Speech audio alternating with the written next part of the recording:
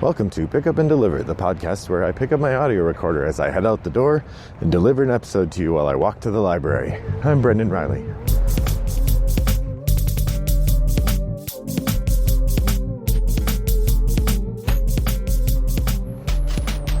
Well, good morning, listeners. I hope that you're having a pleasant day.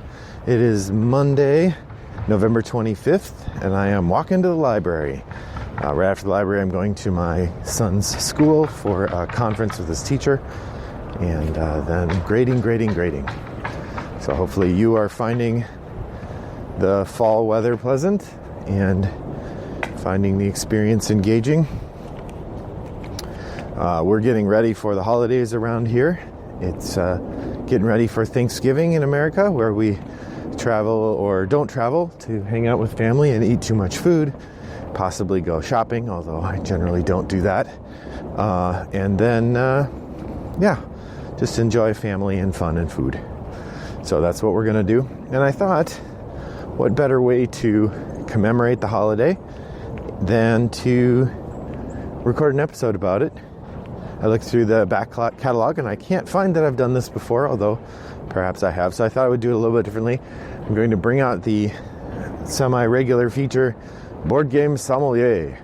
If this is your first time hearing one of these episodes, the Board Game Sommelier is an episode where I pick a subject and I provide to you some media to engage with, and then a board game that would go with that media. And generally it's around a theme. So today's Board Game Sommelier will be around themes of Thanksgiving or food-focused holidays and related topics. Like I said, these are food-focused holidays, so where better place to start than food? As you think about engaging in a food holiday, there's a couple elements that you can do. First is help make the food. If you are, depending who you are in your family and who the other people are, you may or may not regularly be expected to help make food at a holiday meal like this.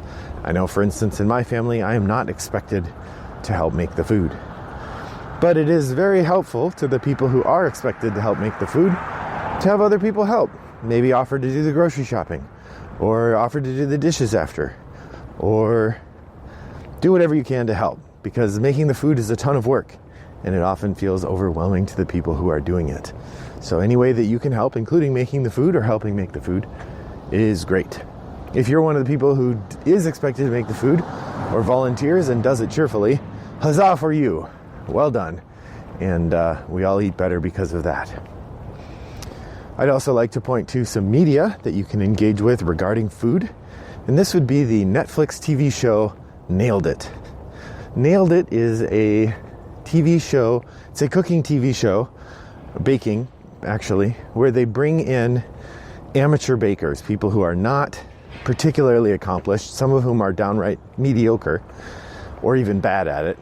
And they have them make various kinds of treats. And generally the treats they have them make are light to medium complexity in terms of the baking part. But then they have them do these outrageous decorations. And the decorations are often very difficult to do. And then they give them a ridiculously short window of time in which to make these things. And it turns out terribly. But everyone knows it's going to turn out terribly. So they all have fun. It's all in good spirits. So that's Nailed It, a Netflix show that I would recommend. They did a series of holiday ones, which I believe just dropped the second series of holiday episodes. But they also had the first series of holiday ones, which included a Thanksgiving-themed one where they had to make, as I recall, a cake in the shape of a turkey, which was something to behold. So that's the food portion. As for a game, I was thinking about this. Part of me wanted to go with something like Agricola, where you're growing food, but there's lots of food growing games. And I was thinking about the feeling of trying to get all the food made in time and manage expectations there. And I think the game to go with, and I'm endorsing this from having read about it but not played it, is Kitchen Rush. Kitchen Rush is a game, I believe by David Turkzy, although I'm not sure if my memory is failing me on that one or not, in which you are managing food and you are working in a kitchen. You're trying to prepare food quickly, and one of the big things in the game is it uses sand timers So you're constantly starting things, and then you start the sand timer running, and then you can do something else, and then you have to come back to the thing before the sand timer runs out or something like that. It has to do with sand timers. And so that's what Kitchen Rush is, and it seems related, although not directly. It's not like a game about Thanksgiving or anything. So that's food. Second keyword I wanted to talk about today, or the second topic that I wanted to curate for your delight, would be family. As I said, Thanksgiving is often a holiday about family.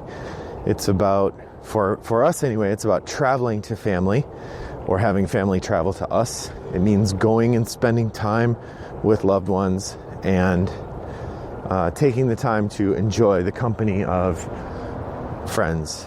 I know there are some people who can't travel who will have Thanksgiving dinner with friends. That's a fun way to arrange to get together. It's just an opportunity to say, hey, I miss you and I want to spend time with you. The second half of that stereotype is often that it is also unpleasant, because often people have built up concerns with family and get upset and things. So the secondary element that I'd like to point to with that is the film Home for the Holidays, which is a film about Thanksgiving, actually going home and seeing your family, but also about all of the ways that family challenges you and the ways that deep hurt that comes from a mismanaged family experience will stay there and bother you for a long time to come. So Home for the Holidays is an interesting and useful bit of the story, I would say, from the family perspective. So it's a game about family. Again, I considered Agricola sort of second place in a lot of these, but I think the game I'd urge you to focus on would be either My Village or Village. I haven't played Village. I've played My Village. In both of these games, you are managing a group of people over the course of time.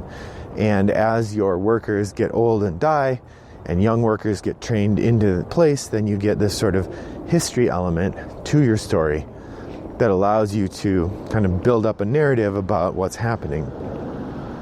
And it's got a sort of really nice component in which you're thinking about children and thinking about the way that a family grows over time and builds reputation and tells stories to one another and so on. So, as you're thinking about family, I think Village or My Village would be good ones to do. Village is probably better from that perspective, because I believe in that game you are playing a family in this village with other families, whereas in My Village you're building your own village, and it's slightly different. Another game that comes to mind that I've just started playing actually online is Clans of Caledonia. It's an economic game, but you play a clan of Scotsmen making whiskey and cheese and bread. So I guess there's a little bit of family there. All right, so the last theme that I want to touch on, and I'm almost out of time, so I'm afraid I'm going to give this short shrift, but such is the necessary experience, is the theme of colonialism. The story that we often tell children about European settlers in America is that they showed up in the Mayflower and they started a colony, and they did not do very well in terms of growing food or getting things ready in the early process. So the result is that they needed help, and the Native American communities around them did give them help to survive those first couple winters. And thereafter, the Europeans did their usual thing of taking over land, making and breaking promises, generally being racist jerks. The narrative of this that I find most useful as a way to understand it, or that I've found most productive, from the European side, there's a really interesting book called Mayflower by Nathaniel Philbrick, a historian whom I really enjoy. His writing tends to be really solid and smart. I would also recommend, it's not really about Thanksgiving or that particular group of people, but it does remind us of the experience of the people who lived here before Europeans did, and that's the Bury My Heart at Wounded Knee, which is a history of European settlement of North America from the perspective of Native American groups. And it's very sad, not surprisingly, with a title like that. But useful and necessary to think about in this holiday, in which we white people anyway often tell each other a very happy story about the experience we had, and generally don't spend much time talking about the ways in which the experience wasn't happy for other people. Well, that's a grim subject for a board game. So how do you make that an enjoyable board game? And I think, again, I'm going to a game I haven't played here, but I'm hoping I will get to. That's Spirit Island. So Spirit Island is a game that sometimes referred to as reverse Catan. The idea is that you are a group of spirits on an island where indigenous people live, and settlers have started coming to the island, and you don't want them to settle. So you use the magic power you have to chase the settlers away. It's a fascinating idea and a really interesting twist on an otherwise pretty standard board game narrative. So I'm excited to get to try it at some point. I haven't picked it up myself because my family has about as many cooperative games as we can handle, and it's pretty expensive actually. So it's never drifted to the top of my list, but it would definitely be on my list of games to play if I had the opportunity. As in Blue Pig, Pink Pig, for instance, they often have you indicate whether you want to play a game, would play it if someone have played it, want to play it, would play it if someone got it out, or don't want to play it. And this is definitely in the want to play it category for me because of the theme. It's just a really neat idea. I look forward to seeing how it plays out. Well, that's it for me today. Hopefully this gives you a little taste of the kinds of things we do and talk about at Thanksgiving time here in the United States. Gives you some ideas for things to do and games to play with your family if you are celebrating Thanksgiving, or even if you're not. Hopefully you can have fun doing it. I appreciate your listening, and I hope that you will pop over to Board Game Geek Guild 3269 and let me know your ideas for similar Thanksgiving-themed games and experiences. Until next time, I'm Brendan Riley. Thanks for joining me, and I hope that your next walk is as pleasant as mine was. Bye-bye.